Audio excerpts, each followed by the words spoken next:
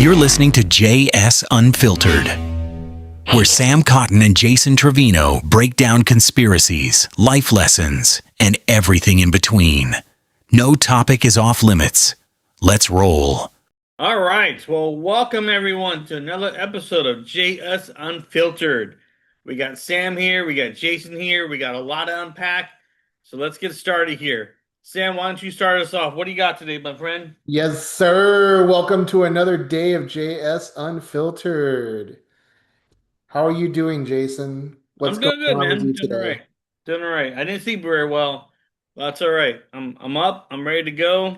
We'll power through. It's no problem at all. Then were you having nightmares about the podcast? About, Yes, like exactly. I those. was making sure that I was worried if you were going to show up or you're going to send a proxy or something. That was my biggest worry. You know. Well, no, what I did was I created an AI agent. So right now, Oh, did you? Sam is not here. This is actually AI generated That's what's going to content. happen if we keep on with these damn conspiracy theories. Some black ESP is going to pop up, and there's going to be some random guy. I'm like, yep, that's Sam. That's always been Sam. Yep, yep, yep, yep. I agree with you. Yep. That's what the government does when, they take me away in the black van and they use like this AI prop right here so that nobody can question it. And then later on when I say, yeah, I was taken away somewhere, like, no, you weren't. You're recording that podcast. Exactly. Nah, you're always doing that. You're always doing some shady shit, and then you say it's No, sorry. AI. I'm a good Christian boy. I don't do anything wrong. Like when you Shit. crash your car into that thing, that what was Nope, that? that was all AI. I can tell you. I have You proof. know?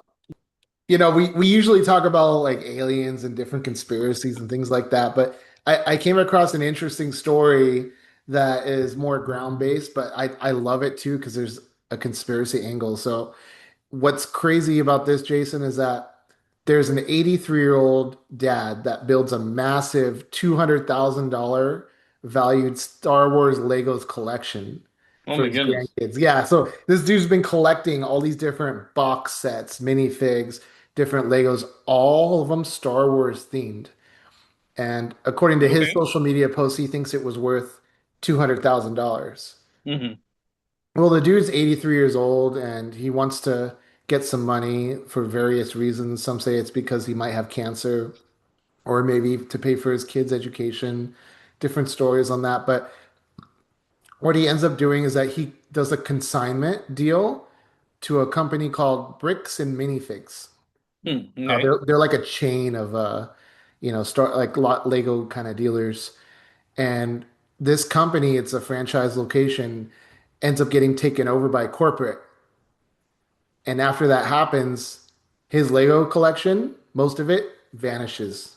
Freaking gone, dude. Oh wow. $200,000 worth. That's And insane. yeah, it's crazy. It just disappears after corporate takes over the store. And a YouTuber gets involved because he hears about the story and he wants to help. And guess what happens to him? Huh. The police pull him over and take him to jail. Wow. Yeah, this is a wild story, dude. This gets even crazier. And then corporate and the previous owner of the store are battling it out, pointing fingers at each other about who stole the Lego set. And this YouTuber gets arrested for nothing, for trumped up charges. This is a wild Wow. story. Yeah, it's a wild story I Okay. want to tell you about. Yeah. So here's kind of the conspiracy side of it. So this happened in Oregon, the store where the store was, Hmm. and corporate ends up taking it over because the previous owner was, I guess, late on their mortgage or not mortgage, but their like lease payments and stuff like that. They were not paying some of their vendors, things like that. So corporate got the word of this and said, "Yeah, we're taking you over your store. You can't be with us anymore, whatever." Previous owners who owned the store says that everything was there on video, and they warned the new guys during the takeover that they had everything documented, everything on video. They had a story about where the Legos were and everything else in the store. But when the new owners came in, they claimed that they only found around 6,000-ish dollars worth of those Legos, those Star Wars. Oh wow. Yeah. There was a recent interview with the previous owner, the new owner, and this YouTuber named CoffeeZilla. He's not the one that did all the crazy stuff. He's just Mhm. researching it. But I just saw this yesterday. Both the old owner and the new owner have video evidence showing different things. Wow. So it Interesting. gets even wilder because you have the old owner saying, yeah, what they did because those Legos are so valuable, they would take them off the storefront every single day and put Hmm. them into a safe in the back. So that just in case if somebody broke into the store, at least they wouldn't get the super valuable like box sets because some of these are like sealed in plastic sets, Jason. That's why Wow. they're really Okay. valuable. Hmm. Um, but then there's like tens of thousands of them that are just little pieces of sets. Okay. That's why it's so valuable because there's like thousands of little pieces of different sets, and then there's like I think 3,000. Let's see, I think I have it in my notes. Yeah, so there's 780 plus boxed sets of Star Wars and 1,200 minifigs. Okay. You know, a minifig is that little Lego guy. Yeah, yeah. Yeah, 1,200 of those that they have. It's insane. Yeah. So that's why they're putting the more valuable stuff in the back every Yeah, single day. okay. Makes sense. This YouTuber's name is Reckless Ben. Hmm. Um, he starts to antagonize the new owners. Now, the new owners are a corporate chain and they're headquartered in Utah. So he starts him and his like I guess he hired people too. He hired people, he had friends helping him. They flew to Utah and then they started to do these fake deliveries with like rubber duckies and silly shits to these corporate execs in Utah Okay. just so they Hmm. could make YouTube content. They ended up making like dozens of videos about this. Jeez. I guess just like pranking them, but also at the same time being like, hey, you owe this old man this money. Hmm. What I saw from Reckless Ben, he's claiming that the old man, the 83-year-old guy, has Hmm. cancer and needs the money for treatment. I don't know how true that is because the other stories I read said that he needed it for his kid's education. What's the truth in there? I'm just reporting what I know and what I've seen. Right, right. But that's what that Reckless Ben is saying is that he needs it for cancer and that these corporate execs stole the Legos. So he's asserting that the corporate execs stole the Legos and that he wants to get it back for them. That's why he's doing these pranks. But these pranks are amounting to stalking, where like him and his buddies are like sitting inside the car, outside their house, outside their work, Oh my following them God. around and Right. pranking them. Now, are pranks illegal? No, they're not. Pranks are not illegal. Um, even though it's creepy and I don't like it, but it's also not illegal to sit in your car, and watch somebody go from one somewhere to the other. I guess it could become illegal if you're going to do something harmful with it. But Hmm. regardless of that, these corporate execs, I guess some of them are Mormons, right? Oh wow. And they're Okay. in Utah. So then they start calling the police in Utah that are also Mormons. And I saw the Hmm. video because I watched some of the dash cam video of the police officer. Hmm. You can clearly hear the guy calling him on his cell phone, not calling 911, Mm. calling the detective on his cell phone. Almost like I don't know if they knew each other or if he got the phone number from another LDS. And to, Right. to me, it sounds like he got the number from somebody else who knows the detective that he didn't know Mm. him directly. But then he kept saying, like, yeah, I go to church this Sunday. I'm in the church function, blah, blah, blah. He kept saying it over and over again, letting the detective know, like, I'm a churchgoer, I'm a churchgoer, I'm a churchgoer. And they're in deep in Utah Mormon territory. Right. So so then the detective says, okay, so that guy the reckless Ben just left your house, right? And the guy's like, yeah. He's like, okay, wait. He gets off the phone, he radios another cop and says, hey, this is the description of the car that I want you to go and I want you to find this car and stop him. Whatever reason you want, stop him. So you understand that part. That's highly illegal. It is. You Yeah. can't just stop somebody for without probable Abuse cause. of power. Yeah. So as just so people know, probable cause means that if the police want to pull you over, they have to have strong suspicion or without a doubt something that shows that you probably did some sort of crime like running a stop sign, running the red light, speeding, right? There's only certain reasons they can pull you over for. And if they pull you over for something that's a BS reason, or they fabricated something, then everything they find or do after that Mm-hmm. is what's called a Fourth Amendment violation. I'll give you an example of this. So let's say that the police pull you over, Jason, and you didn't do anything wrong to get pulled over, but once they pulled you over, they look through your back window and they see like the kilo of cocaine that you have back there, and then they arrest you for it. In fact, you can go to court and you can tell the judge, "Hey, I was illegally searched and seized because he didn't have the right to pull me over." Right. You get off scot-free for having that. Wow. That's how that works, right? Wow. Whether Yeah. you agree with that or not, but the reasoning behind that, and I agree 100% agree with the reasoning, is that it prevents police from doing random searches of people because that's Fourth Amendment. Right. They can't just randomly pull you over, pull me over, stop us for no reason to search us and go through our pockets and all that without probable cause. So anyway, so that's out of the way. So what they did is the detective radioed some cop in the city, pull over this car. I need to talk to this guy. Goes and finds Reckless Ben's car, pulls him over and says, the cop that pulls over says, I stopped you because you didn't completely stop at a stop sign. The dude's super young. He looks like he's barely 18 years old. Right. I don't he's not in high school, he's an adult, but he looks like he's in Mm-hmm. high school, he's young. So him and his friend are in the car, they get pulled over. He's like, "Oh, really? I didn't know I ran a stop sign." The guy's being super cooperative and nice. All right, what do you Mm-hmm. need me to do, officer? And gives him the ID and all that stuff. So then the cop's like, okay, I'm going to give you a warning for the stop sign, but before I let you go, there's a detective that's coming that wants to talk to you. So I need you to stay. So that's another violation right there. Mm-hmm. When police pull you over, they are not allowed to extend a stop.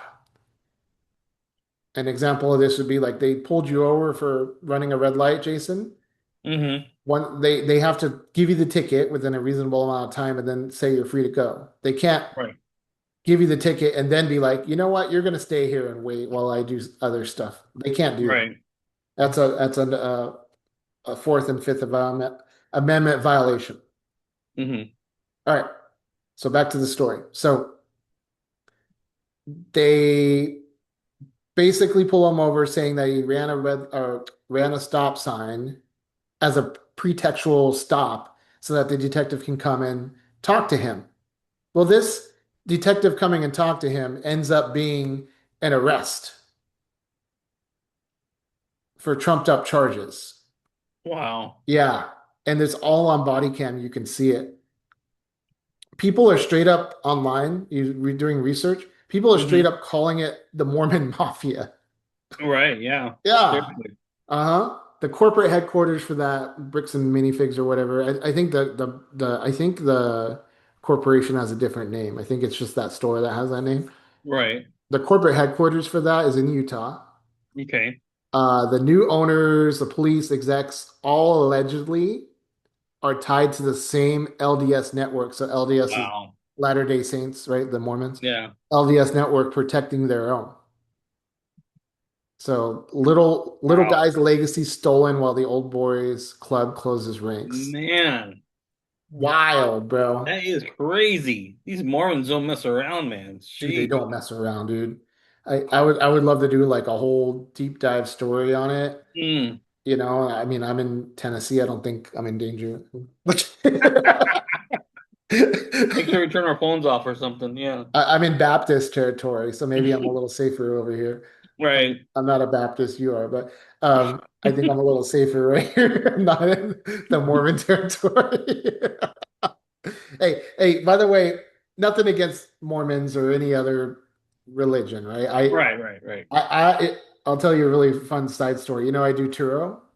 Mm-hmm. Um, Somebody, when they returned the Turo car to me once, left the Mormon book. I forgot what it's called in my car. I think this is called Book of Mormon, I think. Yeah, probably called Book of Mormon. He left it in my car, and I have it on my bookshelf. And I do want to read it just because I'm open to reading and discovering new things. Of course. Right? I'm not one of those people that would be like, oh, this, you know. I'm Yeah. not Yeah. one of those people. I have it. Right. I have it on my bookshelf.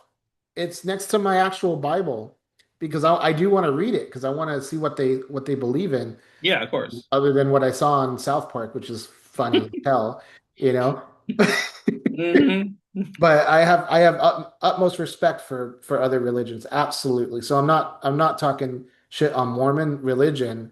I'm commenting on this like kind of like let's all gang up on somebody else because they're not part of our group Yeah. mentality, which I The don't. sad part is, I mean, I think in any religion, you got those people that Hmm. think that they're higher than everybody else, and their religion is it. So they like attack other people just because of that reason, which is wrong. Yeah. And So that's not just religion, that's also what, Jason? there's Color of people. your skin, Yeah. neighborhood you live in, your political affiliation, Yep. right? These are all things that and this is I get it. It's tied into our biology of when we used to live in like clans and tribes and stuff where, Hmm. this is how we protect ourselves. We all bind together and everyone else is the enemy.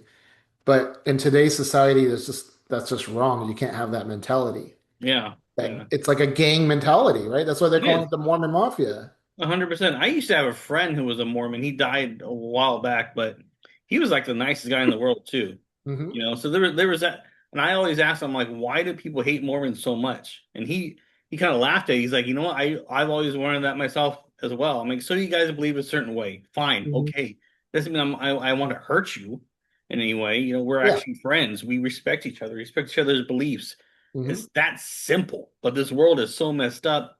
You have people like that who go extremely overboard, which is sad. So yeah, I get that. Absolutely. Yeah, there's nothing to hate. There's Not nothing one to bit. hate. Just like I don't like, and I'm gonna catch heat for this unpopular opinion, but I don't like the war on Muslim countries Hmm. in the Middle East Right. because you have the country of Israel. Again, I'm not anti-Semitic. I'm not talking bad about Jews. Don't cancel us. I'm not talking about them. I'm not talking about the race. I'm not talking about the religion. I'm talking about Right. that country over there, right? And the decisions that they make when they invade their neighboring Muslim countries and they kill and they slaughter people in a genocide.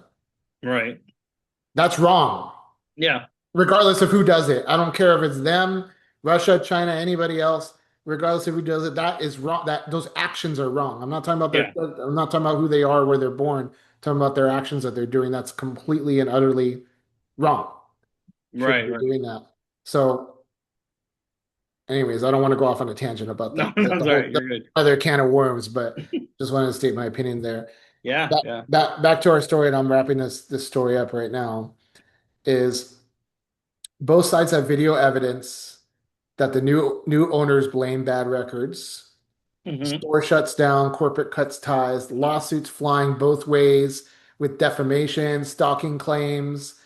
Ben's making a lot of money in his videos. They're exploding because he's getting Yeah. millions of views. I don't know how much money that is, but millions of views got to be a pretty penny. Yeah. And the body cam footage makes it even wilder. They're all in court. They're still fighting this right now. This happened in Hmm. 2023. It's now Jeez. 2026. But because of the courts, like I guess the court cases are starting soon or now or something like Yeah. that. Yeah. There's been a lot of attention. I just learned about it like last week Hmm. about this thing. So my take, if you're gonna do something, there's nothing wrong with doing that. If you got something valuable and you want to sell it, you can consign it to a store or anything. But the thing is, get everything in writing. Yeah. I think there is too much trust in this and not enough verification. When there's money involved in business in general, get Mhm. everything in writing. Don't Yeah, trust anyone. yeah. That simple. I remember when I used to train people at the bank when I used to work there, Hmm. and I got asked this question a couple times where they said, "Sam, what's the balance?" Like, we're in a work environment where everybody here knows each other, everybody here likes each other. Why are we still going through all this like paperwork every time money travels hands? Hmm. Why are you guys so strict on back in WAMU days? This is before they had the electronic tickets. Yeah. They used to say the canary flies with the cash. And what that was is like there was like this white and this yellow sheet where you had to write in like the teller exchange. Hmm. Anytime the teller put money in the safe or transferred money between um, Yeah. tellers, you had that like it's like a carbon copy paper. The canary flies with the cash, and then you'd always have to go back and look at the teller's work Where's the yellow transfer slip? Oh, you don't have it? That's your outage, right? That's what would happen. You can't say, "Oh, Jason shorted me money because you don't have the yellow slip proving it." Hmm. And then when Chase took over, it became EJ, Electronic Journal. But anyways, I'm not going to go into that. What the point is that you can trust people, but you also have to have the safety net of verification with every trust, Mm, right? Just like if you're going to go in business with a friend or you like somebody and you want to do business with them, I trust you, Jason. I know you're going to handle this, but to cover both our asses, we're going to have this in writing. exactly. And That's if it. the other person is legitimate want to do this, that shouldn't bug them at all because it really it puts it right in writing. So there's no confusion on who's Mhm. responsible for what. You got it all right there, black and white. Yeah. Hmm. Yeah, because then also too, there could be no shadiness, no bad juju going on between us. We just one person might forget what the agreement was or might have misinterpreted something. And that's Yep, another big one is communication and misinterpretation. Because you and I can agree to start a business together, and if we don't clearly lay it out, you might think something different than me. that's true. And then what happens 10 years go by and the business blows up, and then now we're gonna fight over that little detail that we could have Hmm. nipped in the bud at the beginning by just having it written down, dude. Exactly. Yeah, Saves exactly. a lot of problems, man. Yep. Saves a lot of problems. Yeah. So trust but verify. Um, but this story is just wild because it's all these lawyers, all this internet drama, all the lawyer channels that I follow started covering it. That's how I heard about it. Wow, that's crazy too. And all this guy was trying to do was trying to build something for his grandkids or his kids. You were saying, His kids and grandkids, he was trying to get the sell it and give the money to them. yeah, that's all he was trying to do. That's Yeah. it. Trying to be an Uh-huh. entrepreneur type of style, and all this stuff happens. Oh man, that's crazy. That's wrong for one. Hmm. Yep. And there's so much drama and media coverage around this. I saw an interview with his son, the 83-year-old guy's son, Hmm. and then they're accusing the corporate of stealing the Legos, and then there was something where like somebody at corporate tried to call him and said, "Hey, if you apologize and if you take your 1-star review off of our corporate page, we'll drop the defamation lawsuit." Oh God. Right? And then the guy's like he said like "fuck you" right to him, Yeah, like yeah, yeah, yeah, because I'm not going to drop the defamation lawsuit. You lost the Legos. And yeah. here's the question that people are struggling to answer right now. Who's legally liable? Who Either Legos or the other place. who has to pay back who? I know. That's a tough one. Right? That's a tough one. Is it a matter of the guy who gave the $200,000 Legos, he just took a risk and lost? Or was it that first owner that he signed? By the way, he signed an agreement only with that first owner, not with corporate. Hmm. Hmm. So it's between that very first owner of that store. Since So there's then only that's one paper trail, is what it sounds like. It may be that an original owner on it because it's in writing as mhm. well. I mean, sorry but not sorry type of deal, you Like know? they might be on the hook. But then I know. their legal argument, that original owner, was when corporate took over our store, we sold all the merchandise and everything gets taken back by Okay. corporate. Okay. And then Yeah. they said that agreement, that legal Hmm. agreement, was an asset that transferred with the store to the corporate. That's their legal argument. That's true. Okay. Yeah. That But makes then when sense too. corporate came in and their legal argument was we we were never party to that agreement, so that paper stayed with the previous owner and they're on the hook. I don't know because I mean, just like you just said, I mean, if you sell a company, all their assets go to the new one. So they may not like it, but that might. I think they would side with that one then. Honestly, hearing that part, it's tough. It's hard, but smarter people than I would make that decision. But what I can tell is, it sounds like that other company that bought the first company would be responsible for it. It sucks, but it's just one of those liabilities you take when you buy another company.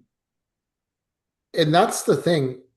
Where if I were to decide this, Hmm. I would say, okay, is there awareness around this agreement, right? So let's say that I'm buying your company, Jason, Hmm. and you have an agreement with somebody else that says you owe them X amount of hours that you're going to work for them, or you owe them X amount of money, or whatever it is.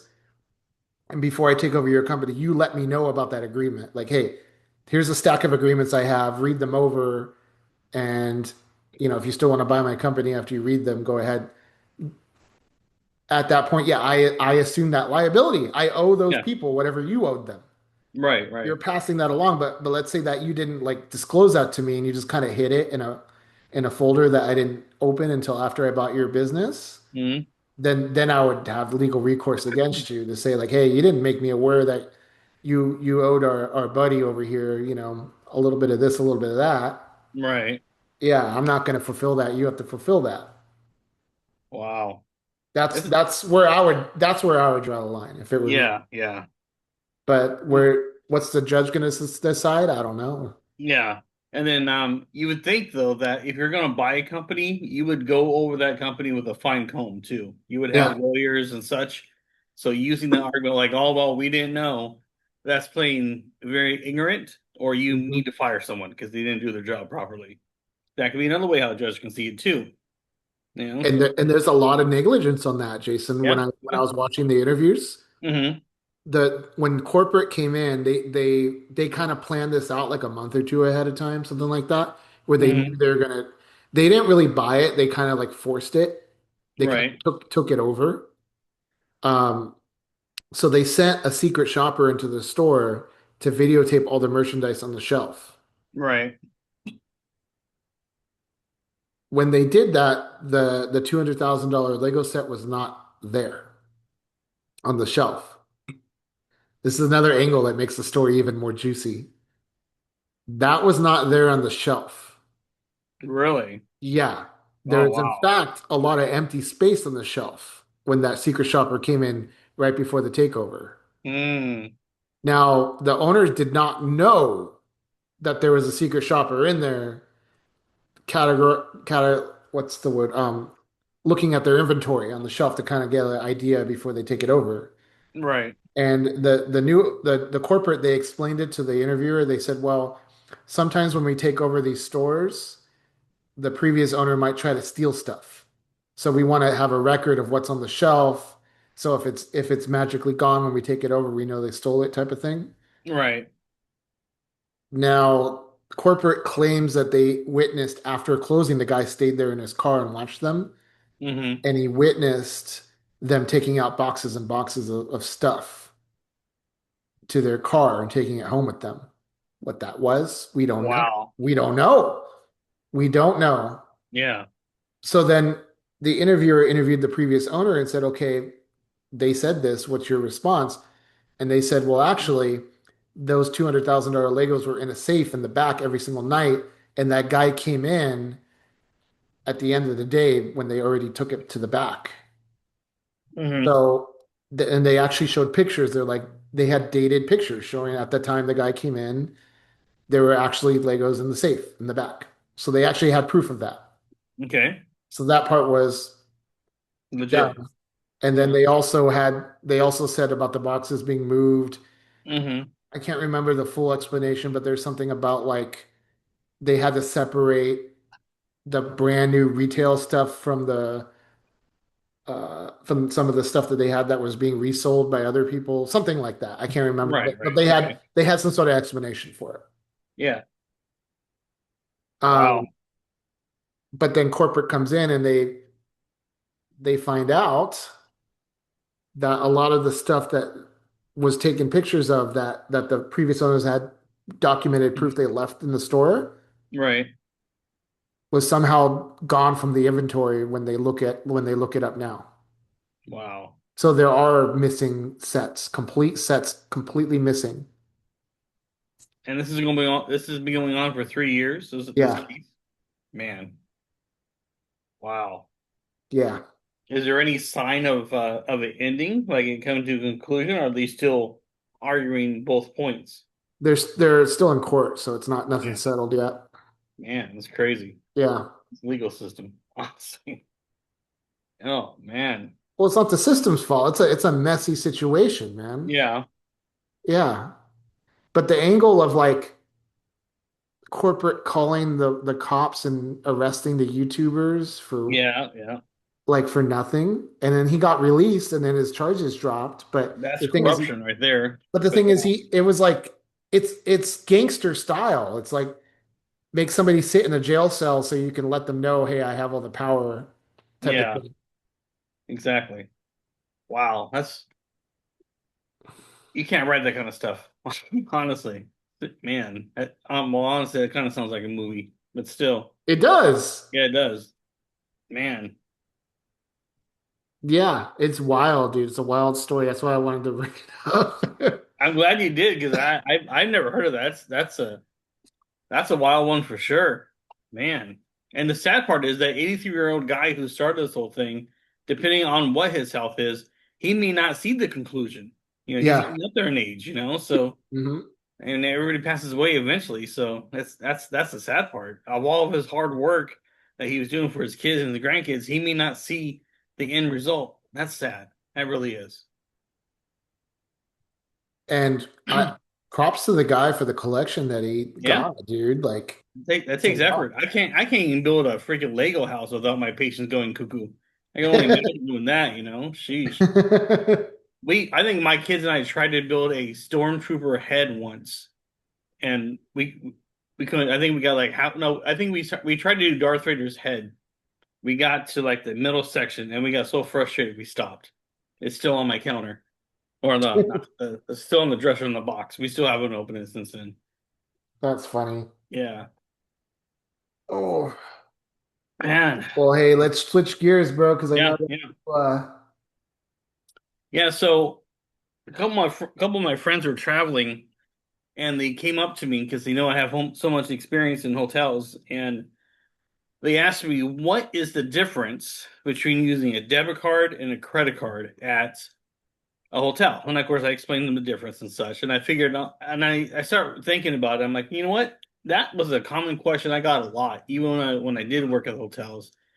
A lot of people didn't know what the difference was. And so I figured since we have this platform, I would educate some people. So in case someone sees this, it can go to the next person and so on and so forth. Snowball into like a informational PSA, if you will. So here's the difference. So you check into the hotel, right? And the front desk person says, "Okay, let me have your credit card and ID," and you give them a debit card. Now, here's the issue with the debit card. When they run that debit card, they're going to authorize it for the room and tax, and then whatever the incidentals are. And I've seen hotels do incidentals as low as $50 for your whole day. I've seen them do $150 a day. It really just depends on the hotel. But nonetheless, so when they run that debit card with debit cards, it looks like a charge. If you look at your bank account, you're like, you just took my money from me. No, it's just an authorization. It's a difference. Authorization charge, two different things.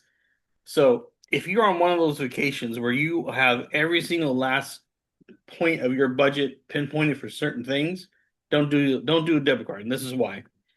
You use the debit card, they authorize it for the room and tax plus the incidentals, so they're holding that money until you leave. Your trip's 4 days out, right? You leave. You don't have anything else charged your room, just the room and tax. They charge you. The hotel will release those funds immediately. But then what happens is the hotel's bank and your bank have to talk to each other. That can take anywhere from 7 to about 14 days, I've seen, depending, to have that money released onto your account. So if you are, again, on one of those occasions where you have every single cent budgeted, you can be in a situation you're like, now you've held $150 for 7 or so days. I need that money. Nothing much that really a hotel can do. Even if they call the bank and they give them the authorization code, they send a letter, an email, whatever it is, it's still going to take time. Here's a smart move you do though. Credit cards work differently. Credit cards, you swipe it, it authorizes for the same thing. But for some reason, when you check out, credit cards are released immediately or within 24 hours. I've noticed. What you can do if you want, so you don't crack up, credit card debt, check into a hotel, use your credit card first. Say, okay, put my credit card on the room for the room and tax and everything. And then when you check out, use your debit card to actually pay for it. Because then the person will run your debit card for that exact amount. And it's just like you're going into a store or whatever. You charge the amount, it's taken care of. So that's the smart way to do it. There are issues though. If for those who use, if you guys ever heard of a prepaid debit card called Chime, I've run into this issue a lot. With Chime, it's like it is a prepaid debit card, right? For whatever reason, you can't get a bank account, you get this little Chime card. They make it sound glorious on TV, but it is a pain in the ass when you go to hotels. And I'll tell you why. Again, you're going to authorize for room and tax and the incidentals, right? Now I just mentioned that the regular banks take 7 to 14 days, right? At the very most, probably sooner than that. But I always tell people that just to give them more time than not enough. Chime though, when the hotel releases it, Chime will still hold on to that deposit for 30 days. Why? I don't know why. There could be ways. 30 freaking days, bro. 30 days, man. 30 days Chimes will hang on to that money. Now, I know why, because it's a prepaid debit card, right? And not to say anything about anyone bad about anyone who uses it, but if you use a prepaid debit card, what you can literally do, use that money and get out. You cancel the card. Now Chime is left with the bill. So that's why they do it, right? Because it's a prepaid debit card. That's the smart business. That's the smart way to do it. But again, if you go into a hotel, any hotel, and use a Chime card or any type of prepaid debit card, that's what's going to happen to you. There's ways around it because I've noticed that it all depends on the hotel too. For me, extremely guest service focused person I would write Chime an email giving them the authorization code, the person's name, when they checked in and when they checked out, and say it's okay to release these funds. That will work, but you need the hotel to do that. So that's them going an extra step and so on and so forth. But again, it still takes time. It takes the person to write the email. It takes time to open the email. It takes time to process it. So we'll still take some time. So conclusion, debit cards and credit cards, use the credit card at the beginning, debit card at the end. Do not use Chime. That's all I'm saying. Chime is probably the worst thing you can possibly do. It'd be the biggest headache you can do is use a prepaid debit card in any capacity. That's my public service announcement for the year. There you go. Take it or like it. Hey, Mr. Hotel Guy. Right? So what if somebody did not have a credit card? Could they hand cash over? No. Hotels normally now don't do cash. They'll do cash when you leave, sure. But they still want that debit or credit card on file. No. You see, it's just because if you give cash at the beginning of the time when you check in and you say you don't have a credit card on there, whatever, and you go in that room and you absolutely trash it, you treat it like a meth lab or something, and you leave, the hotel goes in there. Now the room's trash, things are broken. They have no way of getting reimbursed for that. Granted, you could turn around and turn off your card. Hmm. You could do that if you're that kind of person. You could do that, and then the hotel's still screwed. That's happened a couple of times, honestly. Even though we have the authorization and the person's checked out, but we see something destroyed, we try to go back in there and charge the card. It may go through, but then accounting gets an alert saying, "No, this thing was stopped or something." So it becomes more of Yeah. a headache. But yeah, so that's the reason why And hotels and don't do cash upon check. and and from as a former banker, I Hmm. know this that getting like one of those prepaid cards, you can just close the account with the bank. Yeah.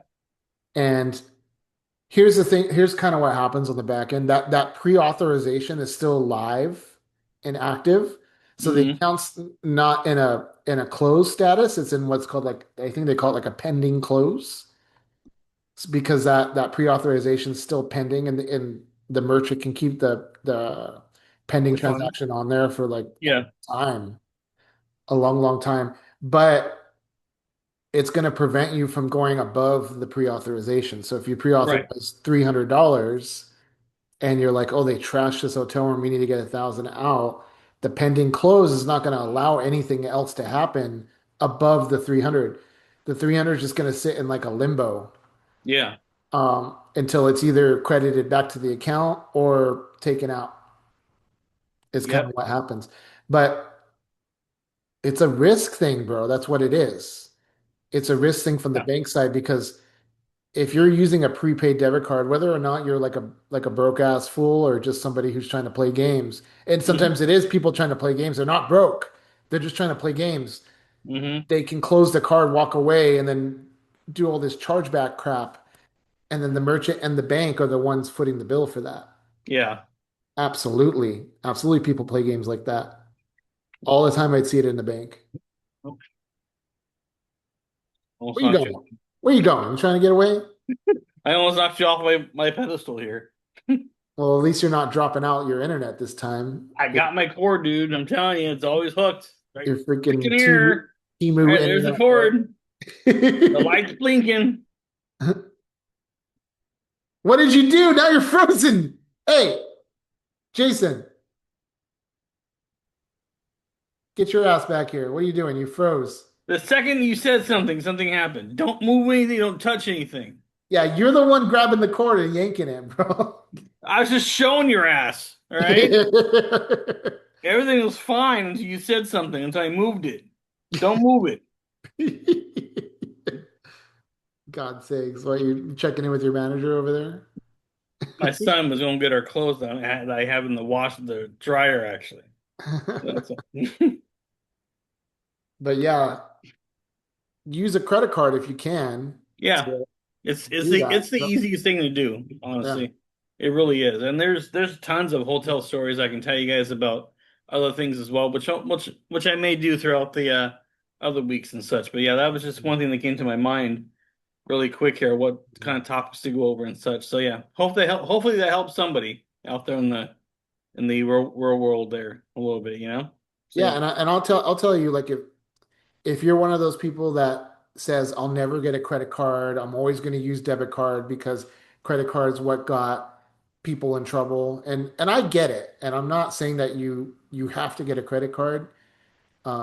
I understand that people have had bad experiences in the past where they've gone out of control using their own credit card, Hmm. or maybe they had a parent or a loved one in their family that they saw get buried in credit card debt, and they don't want the same thing to happen to them and their kids, so they don't want to get a credit card. But what I'll say is this: if you get a credit card and never use it and only use it for things like this, you're in the green. Just do that Easily. if you can. Yep. Yep. Even if you never use that credit card, use it for stuff like this. Even like I've heard that I haven't done this in ages, but you ever try to get a rental car Yeah. with a debit card? They Hmm. treat you like you're a thief, you know. So that I remember it's been a while since I tried to do it, but I remember I tried to use a debit card to rent a car. They authorized it for so freaking much, but they said if you had a credit card, this is how we do it, and it seems Hmm. like 10 times easier with a credit card than it does. Yeah. Okay, then I'm sorry, I thought there was. But yeah, so it's just the credit card comes in handy. You just gotta it's hard to be disciplined because it's sort of, it's not really, but it's sort of like free money at first. You gotta pay it Mhm. back, you know, but it's so easy just to swipe it and leave, swipe it and leave. So that's the tempting part. You see something really shiny that you Mhm. really want. You're like, well, I got this card. It has so much of a limit. I can do it, can't I? You could, but are you disciplined enough to pay it back? Because then again, it just snowballs into something really, really huge, a big problem. Yeah. And my advice around that, and I'll tell you a quick story about my credit cards. I had a Home Depot credit card that I got a couple years back, and I just used it when I was doing some renovation stuff. But I didn't use that card for over a year. And I Hmm. went over here to Home Depot not that long ago. No, it was when I was in California last year.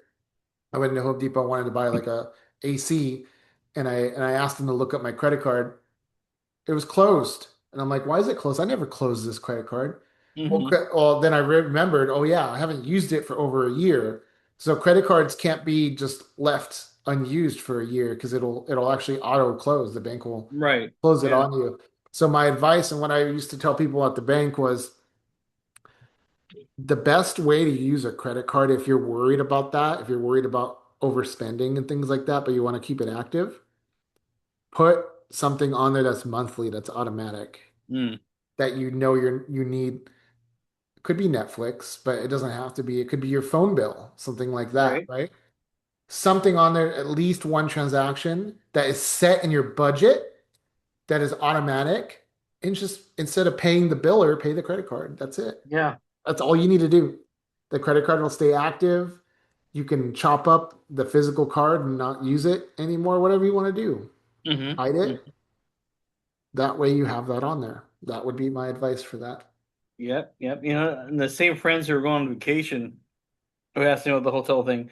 That's what they kind of do with their credit cards. Mhm. They're like, yeah, we just we just pay our credit cards. We don't necessarily use it to pay the bill. We just pay the credit cards. Yeah.